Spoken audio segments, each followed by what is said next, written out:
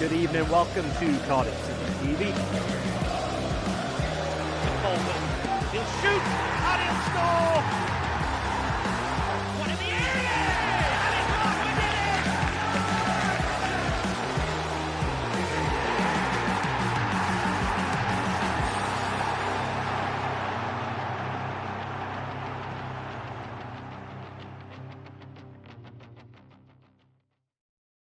Good afternoon, welcome back to Cardiff City TV. We're here at Cardiff City Stadium.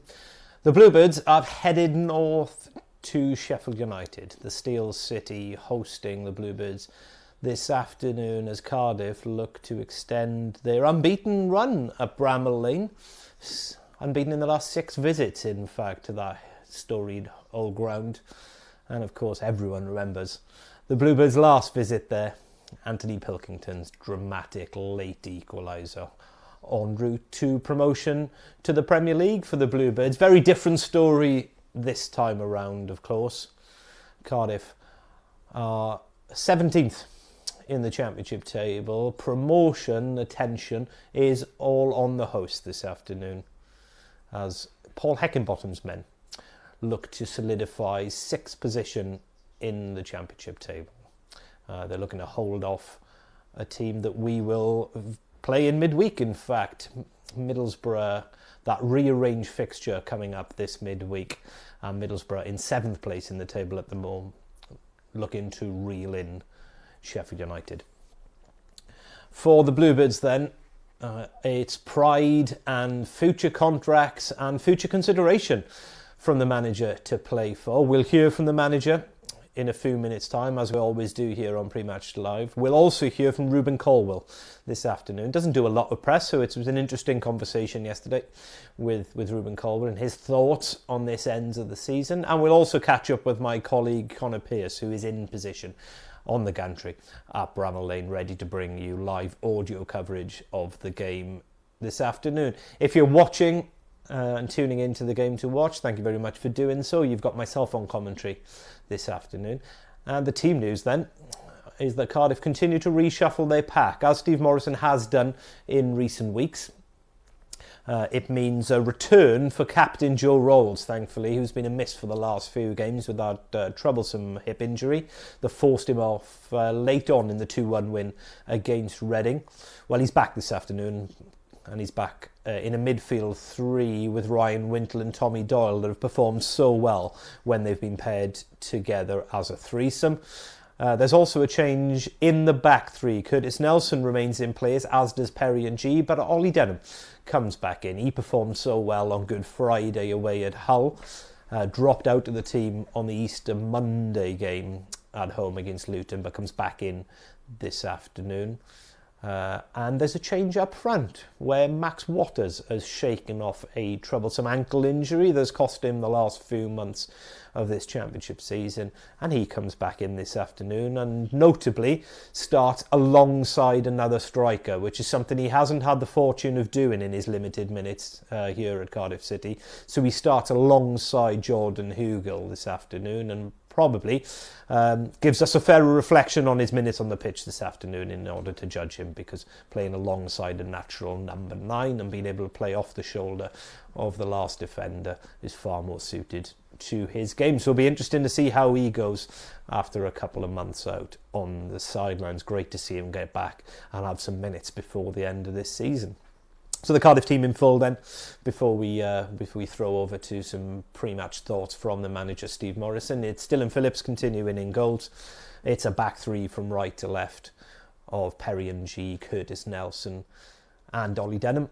On the left, the wing backs this afternoon are Cody Drammer and Joel Bagan as ever. Of course, we've had that news midweek that Alfie Doughty won't feature again for the club this season after that hamstring injury suffered last time out, and he's gone back to Stoke to start his recovery early.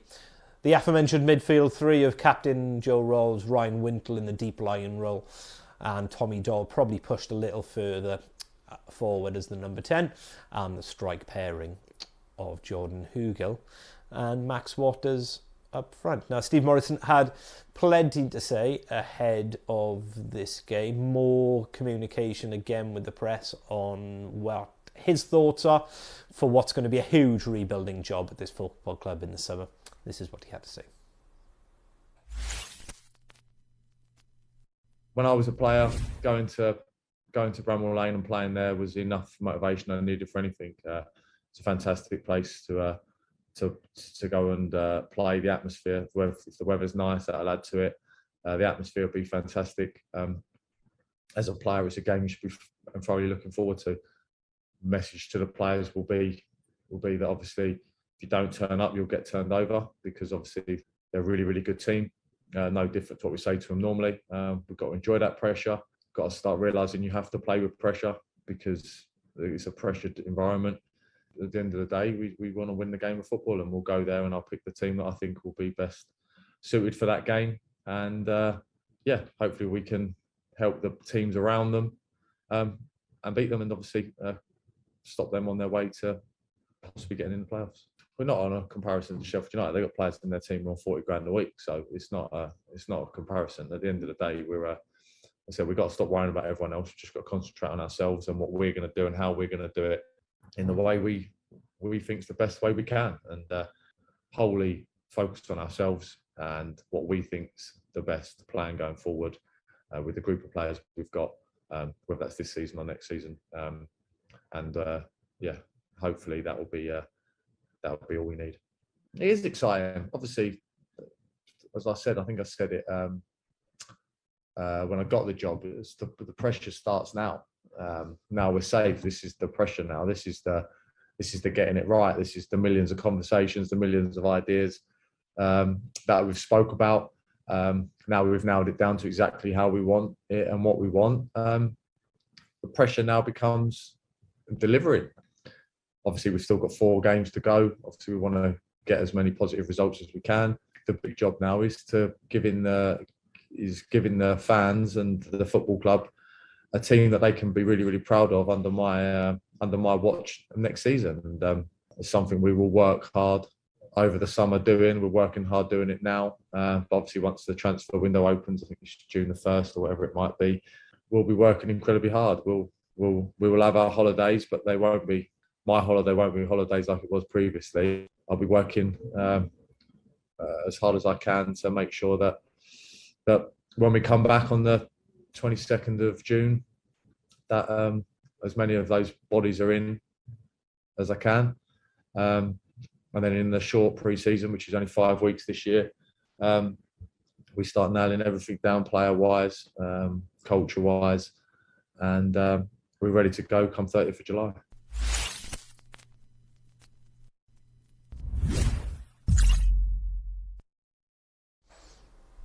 Cardiff manager Steve Morrison there talking yesterday ahead of today's game with Sheffield United, and I think the striking news will be there, the people, if you haven't been paying attention ahead of next season, is that early start. The Championship season will kick off a week earlier than ordinary next year. It's the last weekend of July is your opening fixture rather than August, because of the November-December World Cup taking place in Qatar. The Championship will even take a month break during November and December, so everything's been shuffled a little bit further. So not only is there a huge rebuilding job to be taking place at the club, but it all has to be done in a shorter period of time than normal, because as Steve Morrison said, they're back in pre-season training in June, which is a little earlier than we're used to. Now, hopefully, over my right shoulder, we're going to be joined by my colleague Connor Pearce, who's at Bramall Lane and ready for commentary this afternoon. There he is. Good. Technology's working.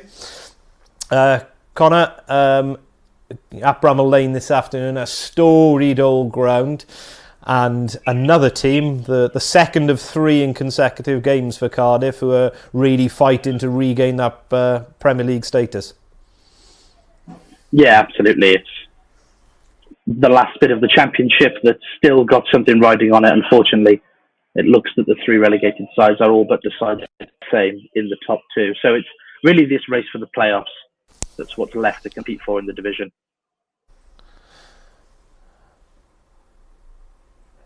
And yeah, so Middlesbrough coming up midweek for Cardiff, of course, who are in 7th in the table, biting at the heels of Sheffield United, and if you look at the Sheffield United team this afternoon, what's evident is there are injury problems. There are square pegs playing in round holes, notably up front. They have 5 first-line strikers out this afternoon, so it's a pair of attacking midfielders, the Morgan Gibbs-White and Ilian Ndiaye, who continue to lead the line. However, as we saw, you and I on commentary together on Monday, Luton, a team ravaged through injuries in certain departments as well.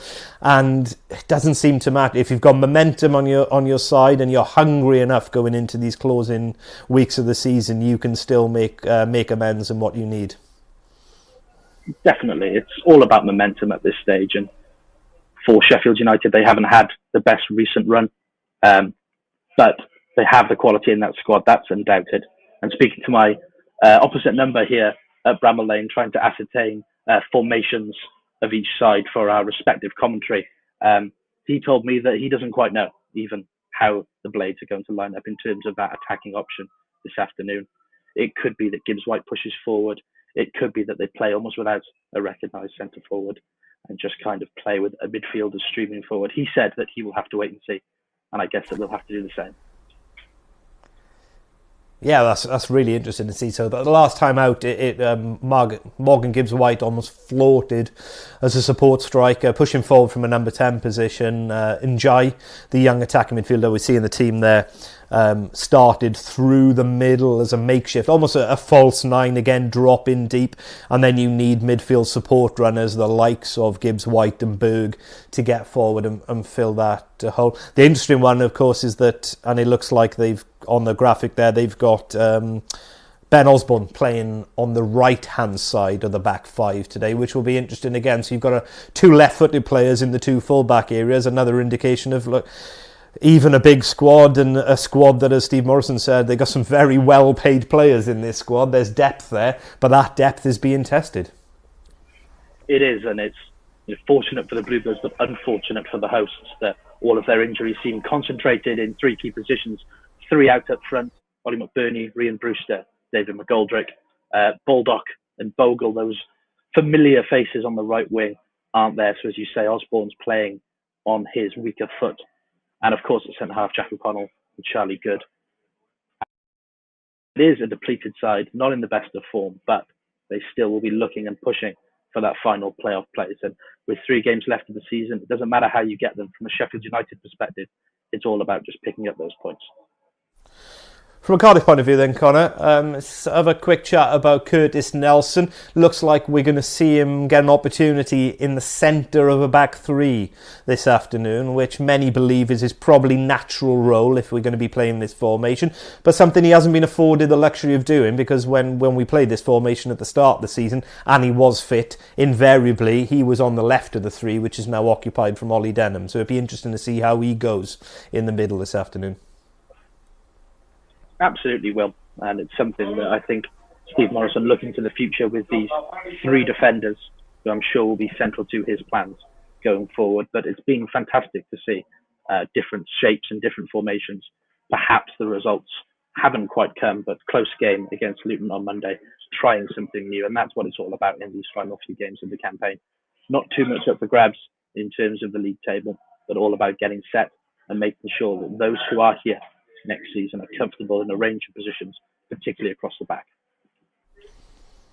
So I've got you on 2 screens here, so I'm just figuring out where to look as well. But the other one that I mentioned when we were running through the teams, obviously the headline news is that Joe Rolls is back, and Cardiff City TV don't need me talking about Joe Rolls any more than I normally do. So let's talk about Max Waters. And the interesting thing about Max Waters, not only that he's back ahead of schedule, we thought we might not be able to see him get any minutes before the end of the season, but interestingly for me is that we're finally going to see minutes from him up front alongside a more physical striker, which should play to his strengths a little bit more, in that he can go and play off Jordan Hugel, and there's not so much concentration needed from him to play with his back to goal. Yeah, absolutely. And again, we've talked about that from a defensive standpoint, about people being able to play in different shapes and play in different systems. And that's exactly the same up front in the Championship, as I'm sure Steve Morrison has said in press before, that when you're playing up there, as he has plenty of experience of, you've got to be adaptable. You've got to be able to play with your back to goal, you've got to be able to try and get in behind. And that's what Max Watters is learning at this level. Let's not forget too many championship appearances under his belt. But he'll be relishing this opportunity today, back from injury, keen to make a name for himself and prove a point. And especially back 5 or back 3, as you see it for Sheffield United, he'll be looking to find gaps and exploit them. In terms of recent form, there's two ways of looking at this fixture, and one of them might have no bearing, but invariably does seem to raise its head, is the Cardiff have got a really good record at Bramall Lane in recent years, unbeaten in their last 6 visits, and that stretches back quite a while. You're thinking of Peter Whittingham's hat-trick now being the best part of 15 years ago, 14 years ago.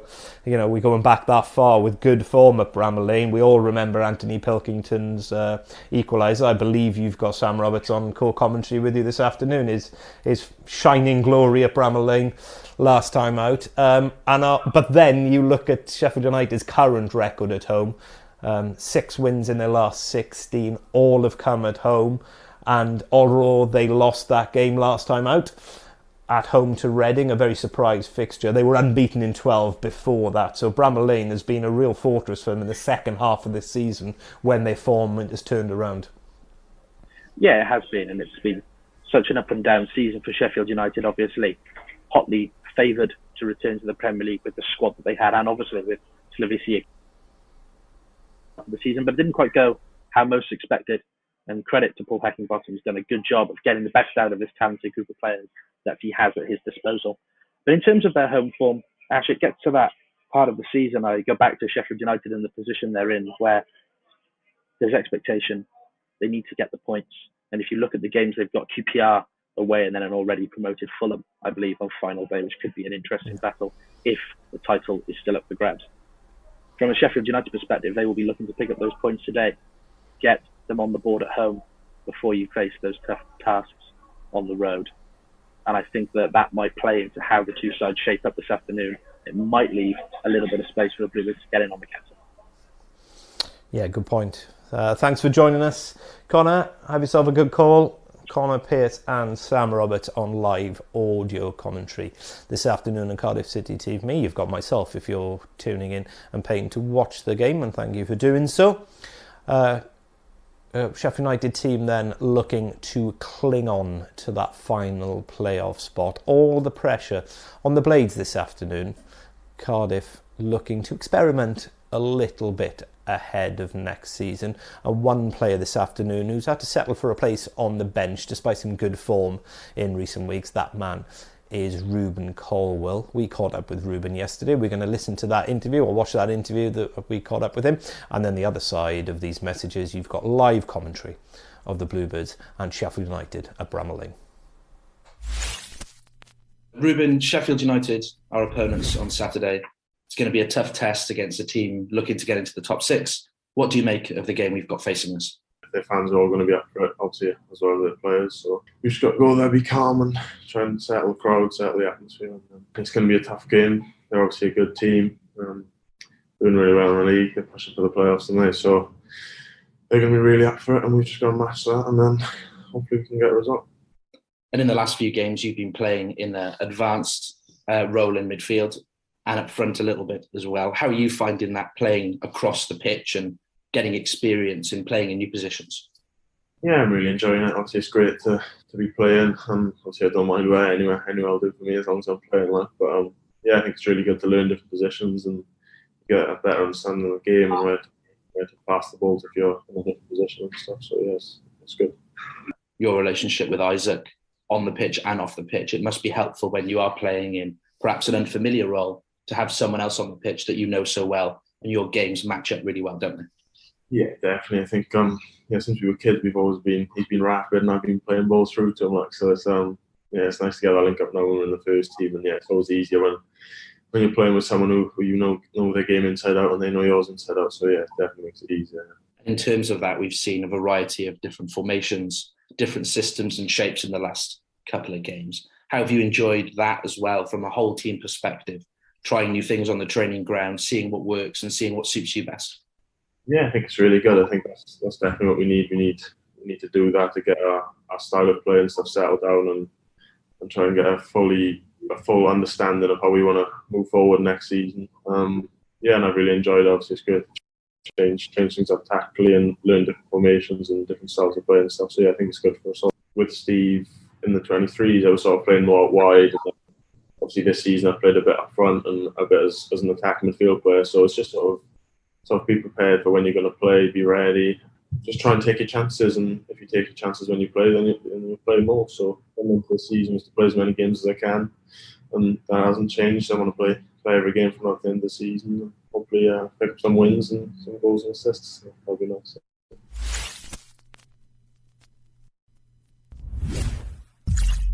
Top 5 in association with the Big Yellow Self-Storage Company.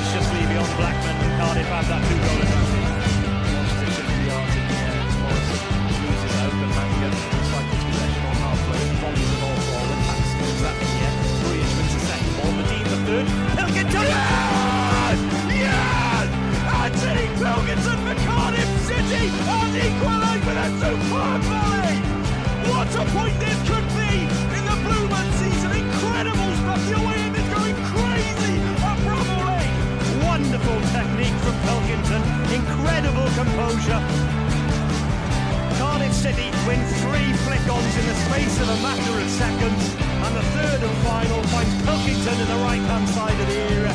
He watches the ball drop over his shoulder and volleys it into the turf, wide of Simon Moore and into the back of the net.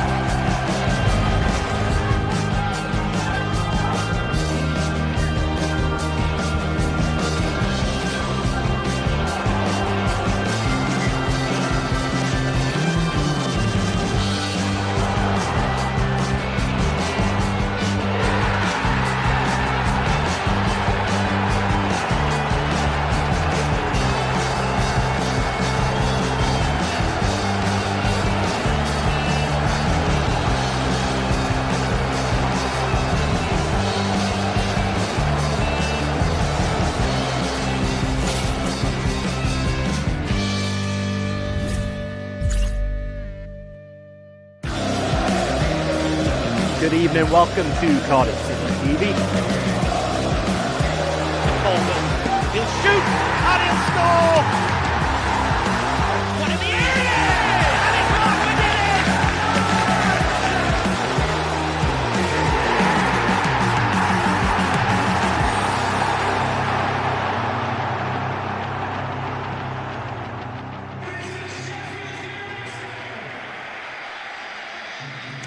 afternoon. Welcome back to Cardiff City TV. Welcome to Bramall Lane for live coverage this afternoon of the Bluebirds' visit to the Steel City as Sheffield United look to cling on to the final playoff spot in these closing weeks of the Championship season. We've already seen Huddersfield Town last night cement their place in the end of season playoffs. Luton Town missed their opportunity to cement their own spot in the early kick-off of 1-1 draw with Blackpool. Leaves them almost there, but not quite. For Sheffield United, they need points this afternoon against Cardiff City, and they're forced into changes. No returning strikers, so it's still Morgan Gibbs-White and Iliman Ndiaye, two nominally attacking midfielders who are forced to lead the line from the front. And Ben Osborne needs to switch across and play as a right wing-back rather than the left because of an injury to George Baldock. Cardiff make changes also. There's a welcome return in midfield for captain Joe Rolls. There's also a surprise return up top through Max Waters, who's been missing for a few months with an ankle problem. He gets a start alongside Jordan Hugel in attack. Back comes in Oliver Denham, who was so impressive on his Championship debut a week or so ago away at Hull City, and he gets another start this afternoon on the left of the back three alongside Curtis Nelson and Perry and G, both of whom keep their places. Cardiff in stuttering form once again. It's been that kind of season, isn't it? Up and down for the Bluebirds. They arrive here off the back of those two Easter defeats away at Hull and at home to Luton. Sheffield United off the back of a surprise home defeat last time out here at Bramall Lane to lowly Reading, but before that they had been in impressive form. 12 unbeaten in front of their own fans before that. Six wins in the last 16 games have all come at home.